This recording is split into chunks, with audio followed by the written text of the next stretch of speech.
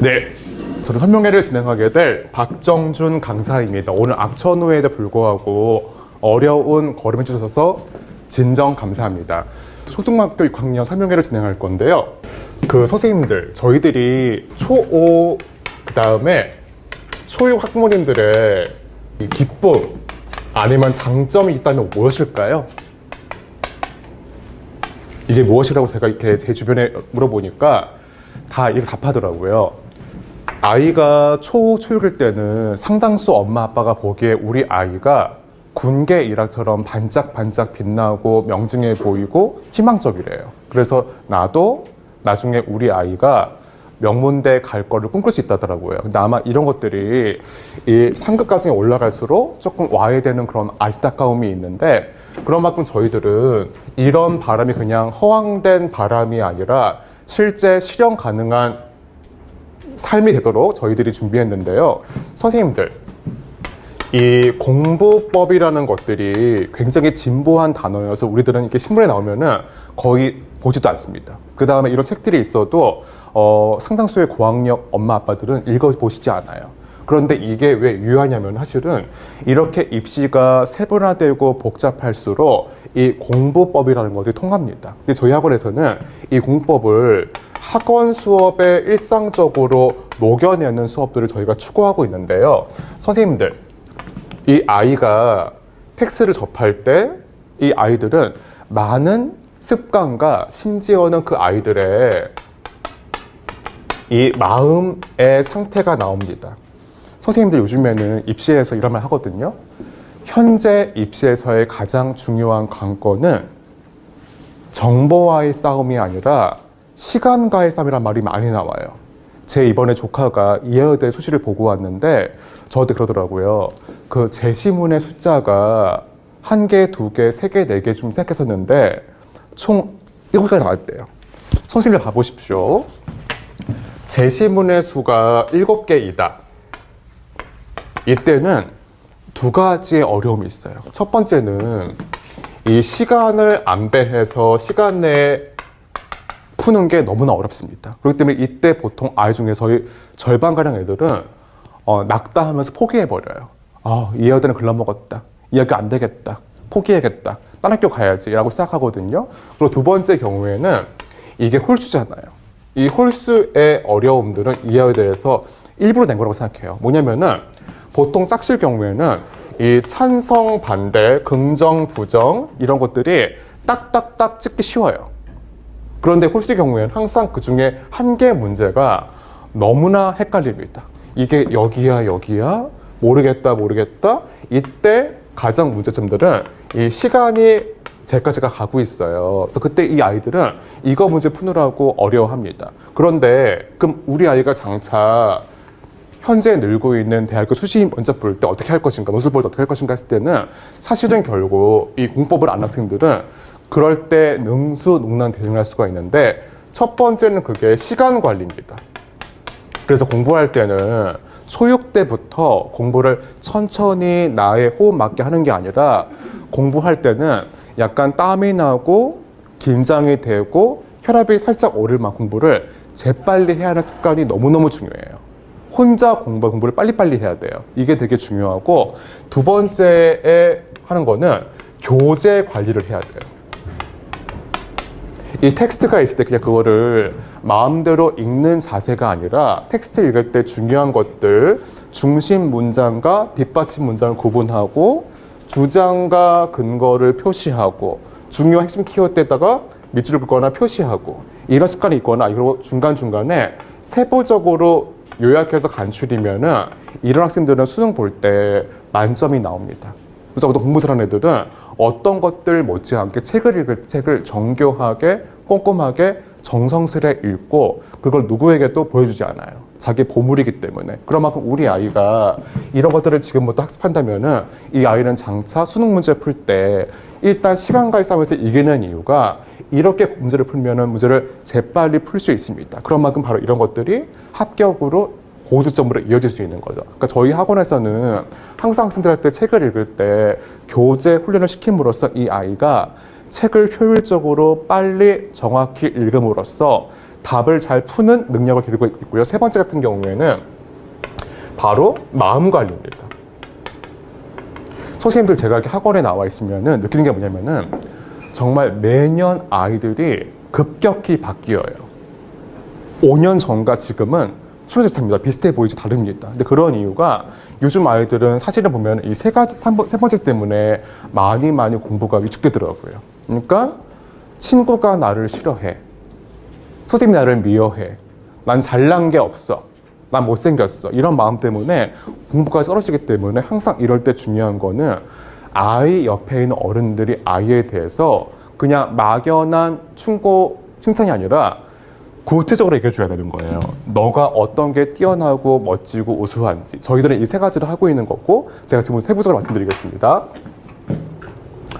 이 선생님들 바로 지금 바른 국어라고 생각하는데 저희들은 중요한 것들이 선생님들 국어가 왜 중요하냐면은 사실은 어릴 때일수록 국어 공부가 중요합니다. 그런 이유들은 책을 정확히 빨리빨리 읽는 습관이 있는 학생들은 영어랑 수학, 과학 공부할 때도 재빨리 풉니다. 그런데 읽기가 안 돼 있는 경우에는 항상 그런 핑계를 대요. 답을 다 알았는데 시간 부족으로 못 썼어요. 못 풀었어요. 하고 핑계 대거든요. 그럼 엄마, 아빠, 선생님들은 위로해줘요. 똑똑한 너가 안타깝구나 하면서. 하지만 사실은 국어를 잘 발휘하는 학생들은 그런 핑계를 하지 않습니다. 왜냐면 본인이 선생님들, 저 때 제가 수능 때 기억나는데 원래 항상 국어 문제 풀 때 중요한 점들은 텍스트를 다 읽으면 절대로 안 돼요. 100점 맞고 싶으면은 이 아이가 문제를 지문을 읽을 때 이렇게 스크린팅을 탁탁탁 해서 읽는 거지 이거를 쭉 읽은 학생들은 절대 1등급이 나오지 않습니다. 그러니까 저희들은 그 공부할 때 가르치는데 바로 이것 때문에 그렇게 시작한 아이들은 합리적으로 실력을 쌓아 올림으로써 미래에는 우리 모두가 원하는 미래를 맞이할 수가 있다고 생각합니다. 저희 학원의 특징들은 모든 강사가 고학력이고요. 강사의 2분의 1 이상이 대학교 박사이면서 대학교에 강의하고 계십니다. 그렇기 때문에 아이들한테 좀 더 좋은 예시를 함으로써 아이가 수준 높은 강의를 손쉽게 이해할 수 있는 이점이 있고요. 이제 그 다음 보시면은 저희 학원의 특징들은 논술과 국어 수업이 1대1로 공평무사하게 구성이 되어 있는데 이거 같은 경우에는 보통 학원들은 논술에 집중이 돼 있어요. 하지만 저희들은 아이가 딱 두 발을 땅에 딛고 공부하도록 살도록 하기 위해서 이 두 과목을 같이 가르치면서 이 학습 효과를 최대치로 끌어올리고 있습니다.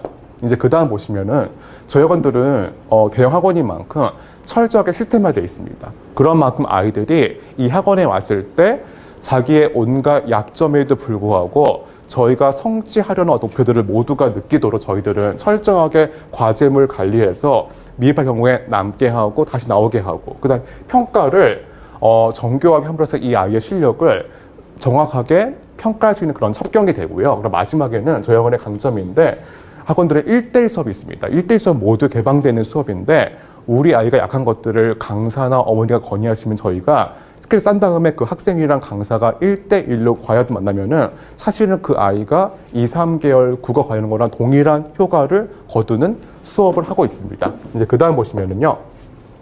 이 저희는 연가적인 프로그램이 아주 다양하게 많습니다. 뭐냐면은 여기 위에 있는 것들은 상시적으로 있는 프로그램인데 아이가 어떤 다양한 사유를 하나 못 나올 때 저희는 이 다음 주에 수요일에 보강인데 이 보강은 이대로 듣는 게 아니라 강사가 직접 소규모 인원과 함께 수업을 똑같이 합니다. 그게 매주 수요일에 돼 있고요. 두 번째는 1대1 클리닉 수업은 클리닉이라는 말이 나온 것만큼 이 아이의 학습 장애, 학습 단점들을 해결하기 위해서 강사랑 학생이 그것만 생각하면서 수업하는 수업이 있고요. 그리고 세 번째는 학생이 늦게 들어왔다. 이런 경우에는 앞에 과정들을 빼면 안타까우니까 강사가 학생이 누락했던 부분들을 채워주는 보충 수업이 있습니다. 그 네 번째는 저희 학원의 가장 유명한 거라고 할 수 있는데 우등생 대사, 특반이 있습니다. 그래서 이반 같은 경우에는 어려움 들어가는 게 아니라 강사가 봤을 때 실력이 빼어나다, 군계일학 같다. 이런 학생들을 불러가지고 소규모로 진행하는 엘리트 반이라고 할 수가 있습니다. 그럼 마지막에는 모든 학생들이 논술이 다 부족합니다. 그렇기 때문에 저희들은 학생이 부족한 것들을 테마 잡아가지고 요약하기, 뭐 분석하기 같은 것들을 하는 그런 수업들이 상시적으로 돼 있고요. 그 다음에 저희가 겨울방학 특별 프로그램이 두 가지가 있는 첫 번째는 겨울 국어 독한 수업인데 지금 상당수 아이의 약점들은 독서량이 부족하거든요. 현재 부족하거든요. 그런 만큼 저희가 학원에 나와서 그 아이가 강사의 지도하에 책을 읽고 들어가서 일단 독서량을 착 늘릴 수 있는 것들을 방학 동안에 특히 방학 때 저희가 집중적으로 배치하고 있고요. 그 다음에 한자를 하는 이유도 한자를 잘해야지만 어휘력이 확 늘어납니다. 그렇기 때문에 이 한자 수업을 함으로써 이 아이가 그러니까 어떤 어휘를 정말 강하게 가질 수 있는 것들을 저희가 방학 동안에 특히 열심히 하고 있고요. 이제 그 두 번째 같은 경우에는 애들한테 중요한 고전들을 읽히자는 마음으로 피노키오의 모험들은 애들 대부분 알고 있잖아요.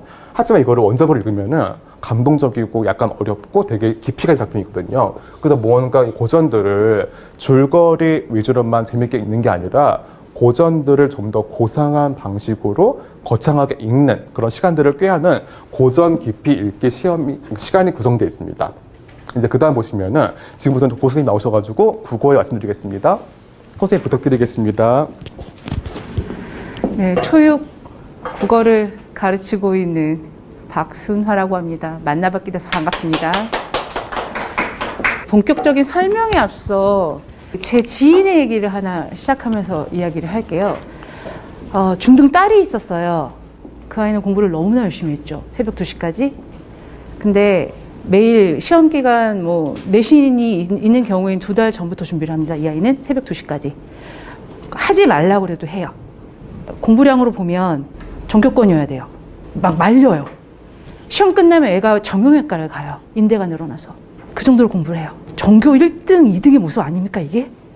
근데 그 아이는 반에서 중위권이에요. 왜 그런 문제가 발생했을까요? 자, 아마 지금 이제 입시 제도가 많이 바뀌면서 아이들의 학습량이 정말로 많이 늘었습니다. 물론 부모님들한테는 정말 지금 고등과정 선택의 유불리가 너무 심해가지고 정말 학부모님들이 정말 스스로 막 가슴을 치면서 내가 왜 이 과목을 선택해가지고 왜냐면 그 해 시험마다 가늠이 안 돼요. 근데 그런 거는 이제 없어졌죠. 왜 다 똑같으니까. 그런데 문제는 그동안은 선택했다는 건 무슨 얘기? 안 해도 되는 과목이 있다라는 얘기잖아요. 이제 그런 건 없고 다 해야 됩니다. 이제 오롯이 이제 그 고민은 누구의 몫입니까? 아이들의 몫입니다. 공부량이 어마어마하게 많이 늘어났습니다. 자, 그럼 우리 아이들을 어떻게 도와줘야 될까요? 대신 공부해 주실 건가요? 아니죠. 아이가 혼자 공부할 수 있게 도와주셔야 됩니다. 어떻게? 자, 정확하게 이해할 수 있는 능력을 가지게. 언제? 그거 중학교 때 될까요? 아니요. 자, 초등과정에서 모든 교육에는 적기가 있습니다. 똑같은 돈을 투입을 하더라도 내가 100만 원을 투자했을 때 1000만 원의 효과가 나는 시기가 있고 내가 1000만 원을 들여도 500만 원의 효과밖에 안 되는 시기가 있습니다. 자, 언어는 시기적으로 초등 단계여야 합니다. 왜? 12살의 언어 능력이 왜 인간의 발달사에서 얘기하거든요. 자, 그러면 제가 지금부터 말씀드리는 국어는 우리 아이들 나중에 올라갔었을 때 좀 고생 좀 덜하게. 무슨 얘기냐면, 주변에서 왜 그런 애들 있잖아요. 너 공부 되게 잘하는데 놀 거 다 노는 애들 있죠. 막, 누구랑 놀았어?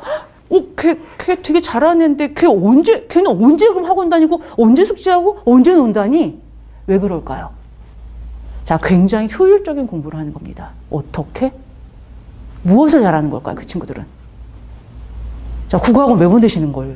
왜 보내시려고 하는 거예요? 목적이 있으실 거 아니에요? 아, 물론 속에 아주 저의 욕망들은 이거 국어가 고등 단계에서 못하면 좋은 대학을 못 간다고 하니까 자, 근데 저희는 조금 더 근본적인 국어를 얘기합니다. 자, 뭐냐면, 그 국어는 평생 국어예요. 나를 표현하는 콘텐츠의 시대입니다. 나를 어떻게 표현하느냐. 그 사람이 표현하는 언어.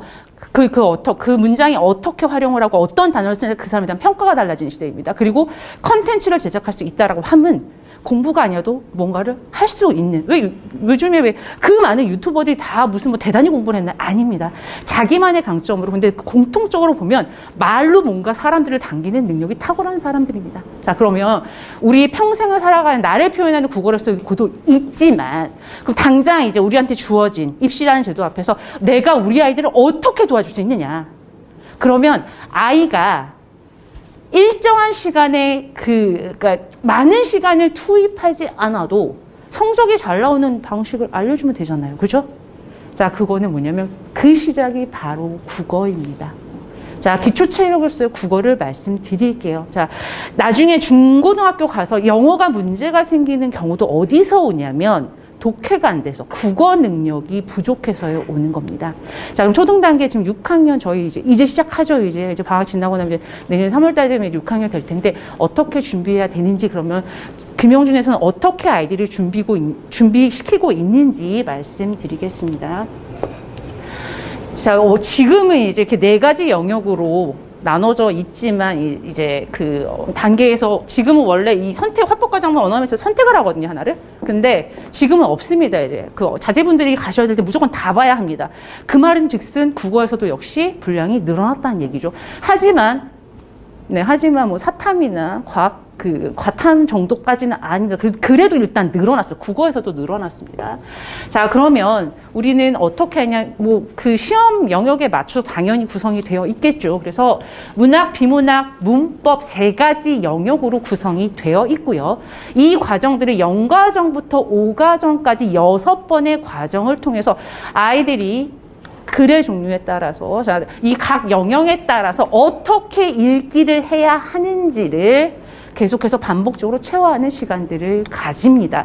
생각보다 우리 아이들 기억력이 그렇게 좋지 않습니다. 그러니까 기억력이 안 좋다기보다는 기억하려고 하지 않아요. 그래서 아이들이 아시겠지만 배우는 건 너무나 많이 배우는데 모자라는 건 뭐냐면 복습입니다.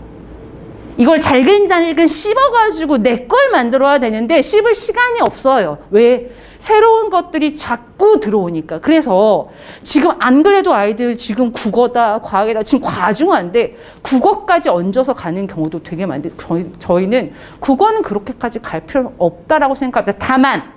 다만 양이 중요한 게 아니라 정확하게 아이들 왜 수능에서 2번을 읽을 시간이 없다라고 해요. 그 말인즉슨 그냥 활자로 눈으로만 따라가는 건 안 된다는 얘기예요. 무슨 말이냐? 한 번 읽을 때 읽는 게 아니라 이해해야 된다는 얘기예요. 그럼 그 이해를 어떻게 해야 되느냐? 내가 배경 지식이 없는 경우에도 다 정보는 줍니다. 지문 안에서. 그런데 문제는 뭐냐면 내가 되게 모르는 생소한 영역인데 개념을 풀어놨는데 그 개념을 설명하는 어휘들을 모르는 경우들이 너무나 많은 거예요. 그러면 한 문장에서 막 몇 개, 7개, 8개씩의 단어가 걸려버리게 되면 이해를 할 수가 없는 단계가 됩니다. 그래서 초등 단계에서는 뭘 해야 되느냐? 그런 상태를 만나게 하면 안 되죠. 그리고 사실 국어가 가장 강점인 것은 주제 파악입니다. 주제 파악은 뭐냐면 나의 생각, 논술에서 아이들이 지금까지 마음껏 확산하는 사고 했잖아요. 창의적으로. 자, 그러면 이제는 뭐냐면 나의 생각, 나의 의견을 얘기하는 데 포커스가 맞춰지는 게 아니라 이제는 남의 생각. 자, 주어진 지문 안에서 이 필자는 도대체 무슨 얘기를 하고 싶은 건지 그것을 정확하게 파악하고 이해해야 합니다. 그냥 아는 정보 수준으로 끝나는 게 아니라 정확하게 무슨 얘기를 하고 싶은 건지 이해 단계까지. 그게 되면 정보의 서열화를 시킬 수 있다라고 하면 어머니들 나중에 공부할 때 굉장히 효율적인 공부할 수 있어요. 왜? 시간을 많이 투자한다고 해서 공부를 꼭 잘하는 건 아니에요. 왜? 정보가 뭐가 더 중요하고 중요하지 않은지를 모르겠으면 다 외워야 되죠. 다 이해해야 되는데 이거 나 지금 시간이 나한테 1시간밖에 없는데 나 10개 나 못해. 자, 그럼 뭐? 1, 2, 3 얘네 먼저 순서대로 그렇게 공부를 쳐나가는 거예요. 그럼 아이들한테 가는 학습량도 너무 많죠. 구별이 안 되면 이 거의 무슨 쓰나미처럼 옵니다. 그런데 아니야. 자, 여기는 힘들이지 마. 이건 별로 안 중요해. 이건 버려. 예를 들면 중요한 것들. 왜냐하면 정말 선생님들이 학생들을 골탕 먹이려고 하지 않는 이상은 가장 중요한 것부터 반드시 알아야 되는 것부터 나오거든요. 그거를 아이가 골라낼 수 있는 능력이 가졌다고 하면 공부를 한결 수월하게. 근데 비단 그게 국어만 해당되는 걸까요? 아니죠. 과학, 사회, 영어 다 통용되는 이야기입니다. 그래서 초단계에서는 그 기초 체력이 되는 국어를 어떻게 해야 되는지 훨씬 더 집중을 해주시면 좋을 것 같습니다.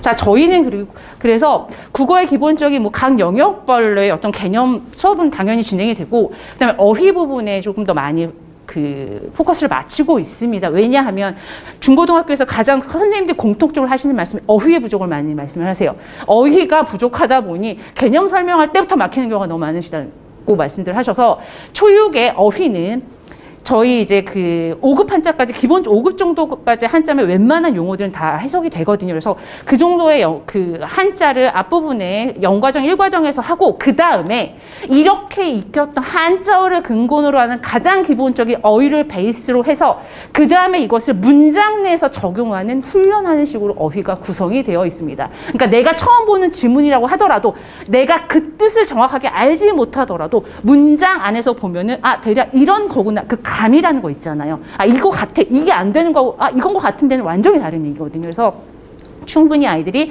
초, 초육부터 2년의 과정을 통해서 이 어휘의 감을 극대화시키는 방식으로 수업을 하고 있습니다. 자 그러면 이렇게 어휘하고 개념 했으면 당연히 시험 봐야죠. 매주 시험이 있고요. 끝나고 나면 매주 어머니한테 가고 그 다음에 한 과정이 끝나면 전체 아이들 속에서 내 아이가 어떤 정도 되는지 그걸 확인하는 근데 너무 확인만 해주세요. 제발. 자 우리 아이들 제발 부탁드리고 싶은 거 지금 우리 아이들 내일 수능 보는 거 아니거든요. 네, 천천히 가면 됩니다. 제대로. 네, 그래서 저희가 중간중간에 아이들이 어느 정도 이해하고 있나 확인하는 그리고 아까 저 앞에서 박 선생님 말씀해 주신 대로 부족한 부분이 있으면 선생님하고 1:1 수업을 하는 프로그램들이 있어서 따로 과외 안 부르셔도 돼요. 아이 약점이 있으면 선생님 저희 아이가 이게 너무 네 보내세요. 그리고 그 1:1로 하는 수업은 지금 저희는 뭐 학습도 학습이지만 아이들 정서를 굉장히 많이 들여다보면 왜냐면 사춘기이기 때문에 말 한마디에 애들이 너무 많이 바뀌어서 사실은 지금 뭐 실질적으로 그 교우 관계 때문에 문제가 생겨가지고 지금 그런 친구들도 와서 이제 얘기하게 되고 그 다음에 거기서 이제 얘기 들어주고 그러면서 풀리는 경우들이 왕왕 있거든요. 자, 그래서 그 클리닉은 학습적인 거, 정서적인 것까지 다 활용이 된다라고 이해하시면 되고요. 혹시 애가 너무 말을 안 듣고 너무 숙제를 안 한다, 그럼 보내세요. 그러면 정신교육 해가지고 보내드립니다. 자, 저희 보면 시험지 되게 그 초등 단계이긴 하지만 저희가 초6이 초육 수업은 앞부분에 하고 대부분 다 중등 과정에 있는 그래서 후반부로 갈수록 문법 뭐 당연히 이제 중등문법을 당연히 하고요. 그다음에 하반기 뒤에 이제 3, 4, 5 과정에서는 문법 특강들이 굉장히 많이 준비되어 있어서 따로 뭐 하지 않으셔도 학원에서 다 해결할 수 있도록 프로그램을 구성하고 있습니다. 자, 그리고 이제 저희 연과정 커리큘럼 보시면 아까 말씀드렸듯이 문학, 비문학, 문법 요 3가지 영역이고요. 자, 요 3가지 영역으로 되어 있고 이게 0부터 5까지 6번의 과정을 통해서 매번 반복이 됩니다. 자, 왜 그러냐면 자, 아이들이 체화를 해야 해요. 한 번 들어서 시를 이해를 못해. 요즘 애들 문학 되게 어려워요. 감정 이해가 안 돼요. 막 이별의 얘기하는데 왜 슬퍼요 선생님 이래요. 왜 슬퍼요? 다른 사람 만나면 되지. 자, 그러면 그 작품을 온전히 이해할 수 있을까? 안 되거든요. 그래서 0부터 지금 저희가 이게 반복을 통해서 아이들이 각 영역마다 정확하게 무엇을 알고 가야 하는지, 그래서 그 종류의 글이 만났을 때 어디에 포인트를 맞춰가지고 글을 읽어 나가야 하는지, 이게 단기간에 어머니 안 됩니다. 그래서 지금 시간 있게 여유 있게 과제의 양을 홍수가 아니라 정확하게 알아야 되는 개념들을 계속해서 반복해서 체화해서 올라가면 중고등에서 우리 아이들 잘할 거라고 생각합니다, 저는. 자, 저희가 뭐, 제가 어머니들한테 이렇게 뭔가, 여기 학원에서 말씀드릴 수 있지만 말씀 안 드리고요. 한 가지만 약속드릴게요. 자, 생각보다 아이들이 저희 학원은 지금 그러니까 초육에 지금 보면 의대를 준비하는 친구도 있고, 그 다음에 지금 현재 상태로 공부를 못하는 친구도 있어요. 둘의 공통점이 있습니다. 뭘 것 같으세요? 뭘 것 같으세요? 네. 자존감이 낮아요. 둘 다. 의대 준비하는 친구는 잘난 애들이 너무 많아서 자기가 너무 하찮게 느껴지고, 못하는 친구는 어디 가도 아무도 선생님들이 인정을 해주지 않는데요.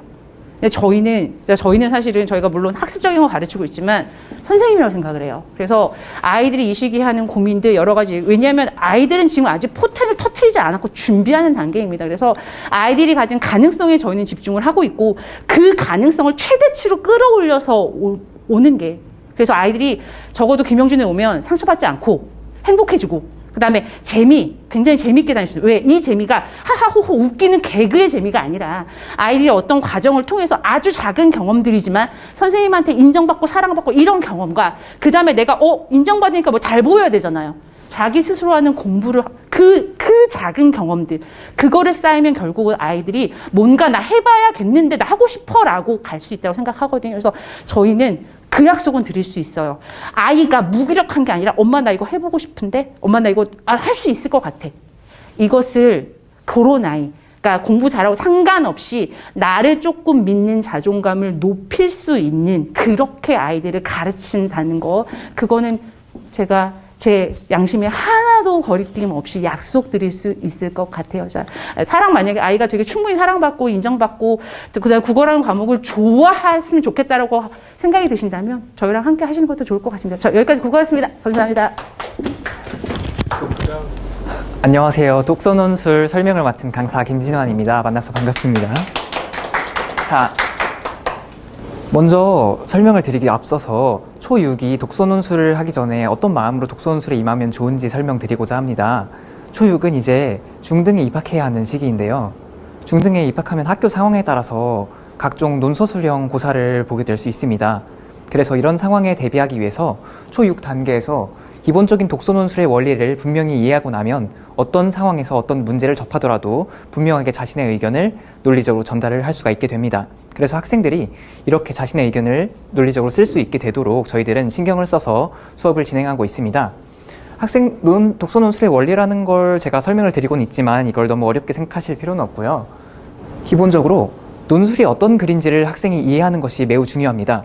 학생들이 1년 내내 글을 쓰면서도 이 원리를 이해하지 못한다면 계속 자신의 감상 위주로 글을 쓰는 학생들이 생길 수밖에 없는데요. 하지만 독서 논술이라는 것은 그리고 논술이라는 것은 출제자가 있고 그 출제자가 원하는 종류의 글을 써서 출제자를 설득해야 하는 종류의 글이라는 사실을 분명히 이해한다면 내가 어떤 종류의 글을 써야 하고 또 어떻게 써야 그게 좋은 글이 되는지를 학생이 이해할 수가 있습니다. 이런 기준이 학생 안에 생기게 되고 나면 그 다음에는 선생님들이 계속 지도를 해주지 않아도 그 자신의 기준을 계속 발전시키면서 더 좋은 글을 쓸 수가 있게 됩니다.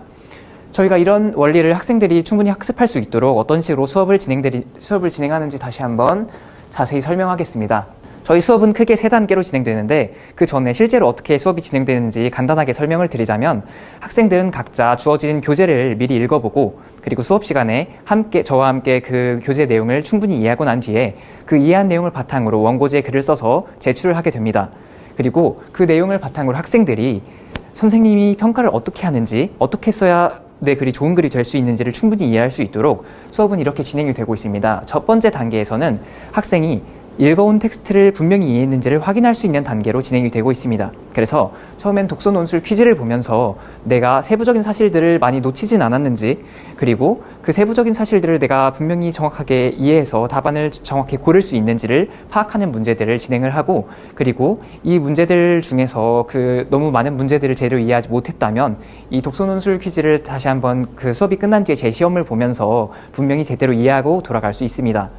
다음으로는 수업 중에 제가 그 텍스트에서 가장 중심이 되는 내용들을 소개하고 그 중심 내용을 이해하기 위해서 필요한 다른 여러 가지 배경 지식들을 설명합니다. 이렇게 여러 가지 내용들을 이해하고 나면 학생들이 중심 내용이 무엇인지 내가 이해한 내용이 정말 이 책에서 의도한 내용과 맞닿아 있는지를 다시 한번 확인할 수가 있습니다. 그 다음으로는 교재에 있는 여러 가지 문제들을 풀어보면서 기본적인 내용에서부터 조금 심화된 내용들까지 내가 정말 정확한 답안을 쓸 수 있는지를 확인할 수 있는 그런 시간이 있습니다. 그리고 그 다음 단계에서는 학생들이 쓴 그 답안이 정말 정확한 답안인지를 확인하는 시간으로 수업이 진행됩니다.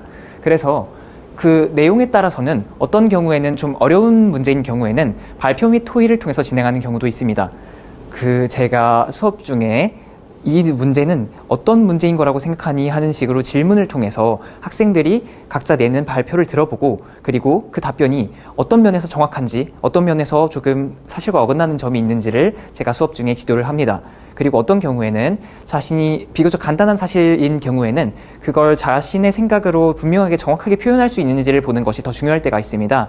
그런 경우에는 그 각자 교재에 썼던 문제들을 제가 직접 파악하면서 이런 경우에는 이 답안을 이런 식으로 바꾸는 게 좋겠다는 식으로 개별적으로 구두 첨삭을 하면서 진행을 하고 있습니다.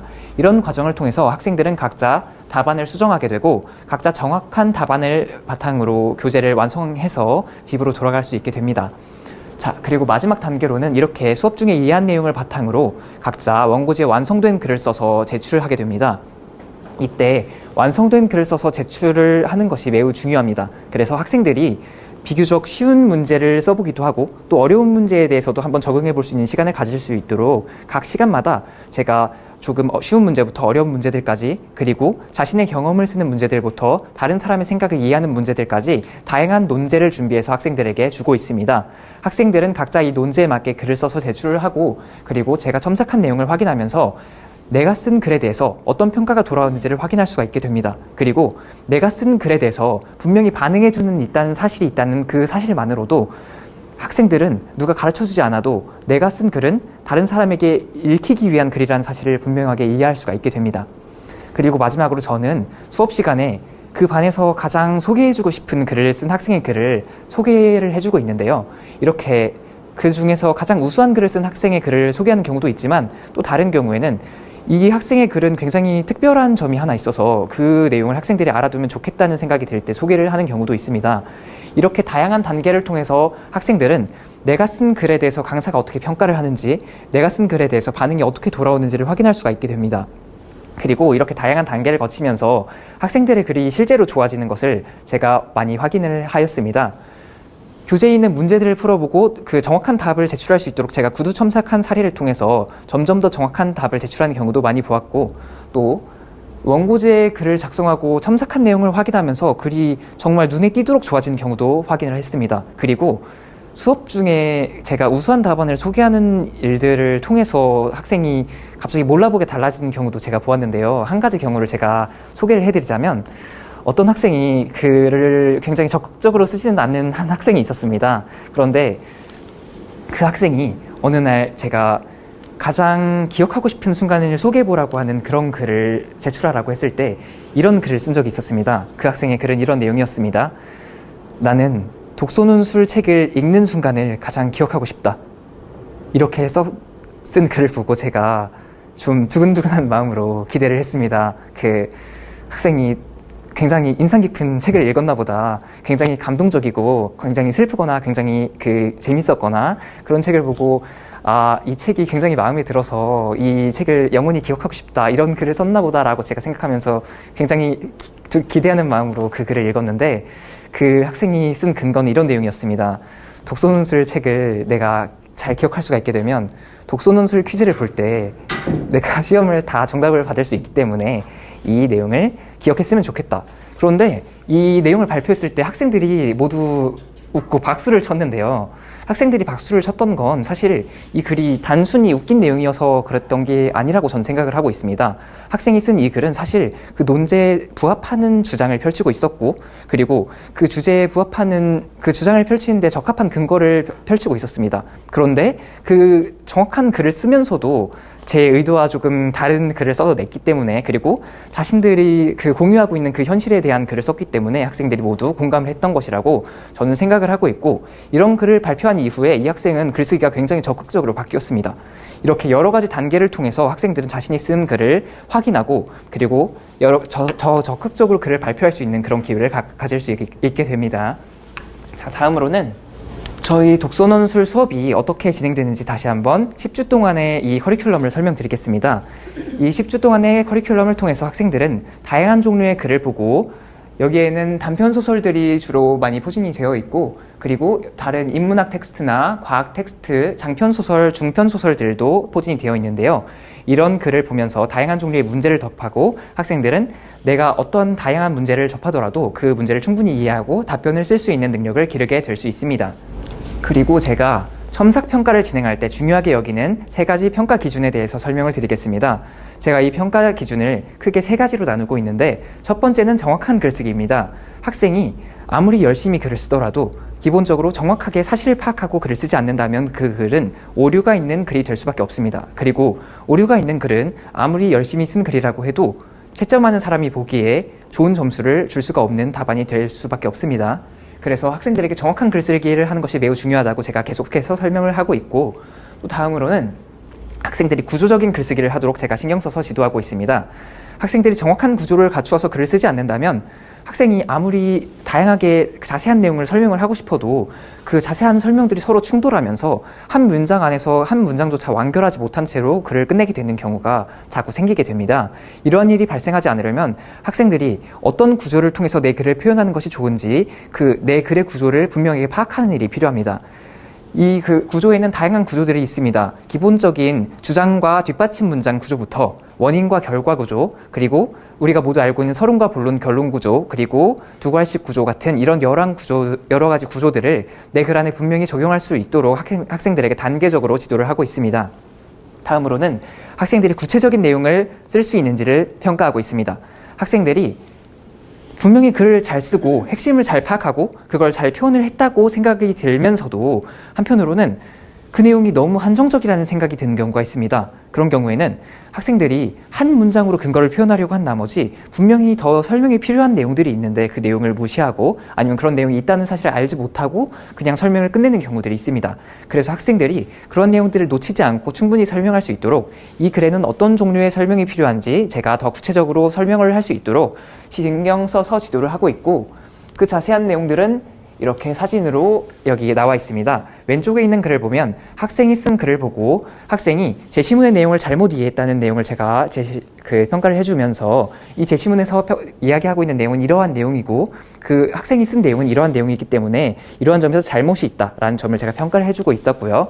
그리고 정확하게 내용을 이해하고 정확한 원인과 결과 구조를 통해서 정확한 문장으로 표현을 하게 된다면 학생들이 기본적으로 문제에서 요구하는 정확한 답을 쓸 수가 있게 됩니다. 다음으로 학생이 구조적인 글쓰기를 할 수 있는지를 제가 파악을 하고 있고, 그것을 하기 위해서 학생 자신이 쓴 글이 어떤 구조를 갖추고 있는지를 평가하고 있습니다. 이 구조를 통해서 내가 쓴 글이 어떤 구조인지를 알게 되면 내가 이 구조를 어떤 식으로 바꿔야 하는지도 학생이 좀 더 편하게 이해할 수가 있습니다. 다음으로 학생이 구체적인 글쓰기를 할 수 있도록 학생이 쓴 근거가 어떤 점에서 좋았는지, 그리고 학생이 쓴 근거가 어떤 점에서 어떤 점을 설명해 주지 못하고 있는지, 그러니까 어떤 점을 더 설명해 주면 좋고 어떠한 예시를 통해서 설명을 해주면 좋은지, 이러한 내용들을 제가 평가해 주고 있습니다. 그리고 여기에서 독서논술에 대한 설명은 마치고, 이렇게 국어와 독서논술 설명을 하기 전에 제가 우리 설명회에서 어떤 것을 목표로 학생들에게 지도하고 있는지 다시 한번 정리하면서 이야기를 마치고자 합니다. 국어 시간에는 학생들이 중고등 과정에 올라가서도 기본적인 개념을 배우는데 전혀 지장이 없도록 국어의 기초적인 개념들을 익숙하게 배우고 학습할 수 있도록 그런 기본기를 쌓아주고 있습니다. 그리고 독서논술 시간에는 학생들이 논술의 원리를 분명하게 익히고 중고등에 가서뿐만 아니라 대입시험에서도 언제든지 내 글을 논리적으로 전개할 수 있도록 그런 점을 신경 써서 지도하고 있습니다. 그럼 여기서 저희 설명회는 여기서 마치도록 하고, 다음으로는 여러 가지 질의응답을 진행하도록 하겠습니다. 선생님 나와주셔서 질의응답 받아주시기 바랍니다. 그 선생님들 여기서 저희가